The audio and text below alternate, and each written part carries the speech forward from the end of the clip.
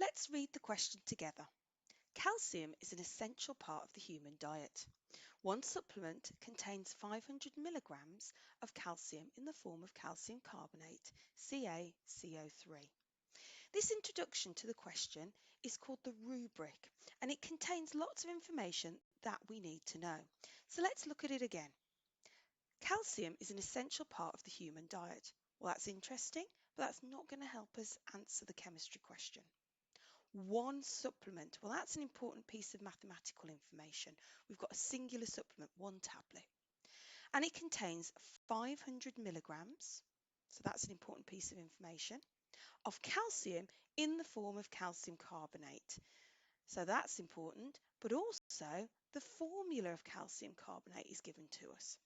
Now, when the examiner puts information in a rubric, they will be expecting you to use that in some of the parts of the question. So let's have a little look at the question together. Part A, calcium. Part A, calculate the relative formula mass of calcium carbonate, given that the relative atomic masses for oxygen are 16, carbon are 12, and calcium are 40.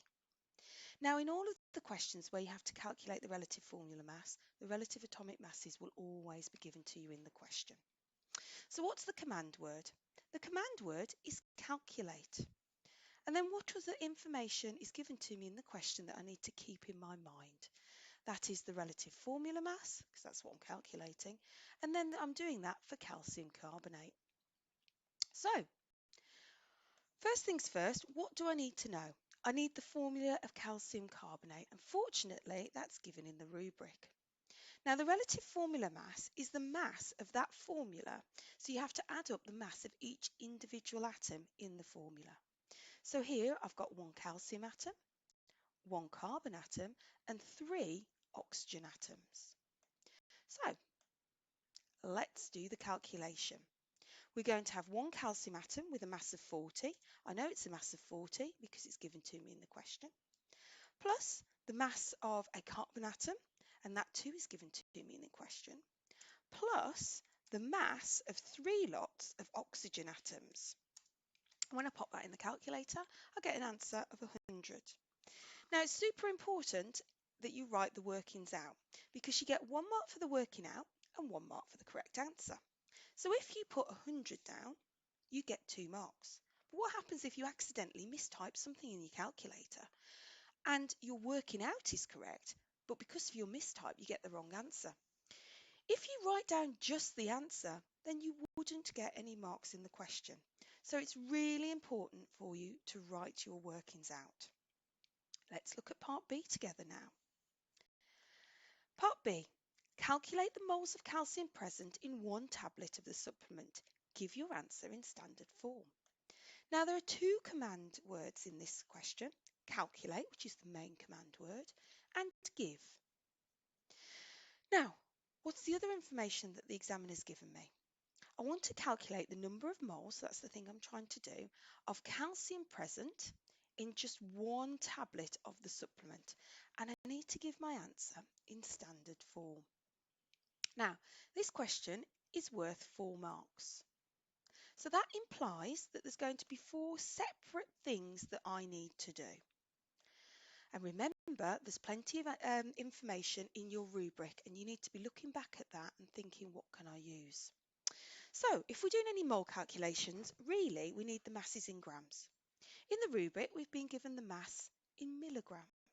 So our first job, and this is for the first mark, is to change milligrams into grams. So it's 500 divided by 1,000, and that gives us an answer of 0.5 grams. And I like to put the units in as we go along. And now we need to work out the number of moles present. And we're going to do that with the formula number of moles equals the mass, which is in grams, divided by the relative atomic mass. So for this particular example, the number of moles, which could be abbreviated to N, equals the mass in grams, remember, so it's 0.5, of which we calculated in the first part, divided by the relative atomic mass for calcium. Now, for a second, you think, hang on, I don't know what that is. But you don't need to worry because in part A, they gave it to us. So it's 0.5 divided by 40. Pop that in our calculator and we get an answer of 0.0125 moles. Now, for a second, lots of people stop there and think, oh, I've done it. And actually, this is 3 marks. 1 mark for changing into grams, 1 mark for remembering the formula to calculate the moles, and 1 mark for correctly calculating the moles. But the last mark is for the last part of the question, giving your answer in standard form. Now, what we're going to do is have a unit value, a decimal point, and then as many significant figures as you think are valid, and then you do times by 10 to the minus 2.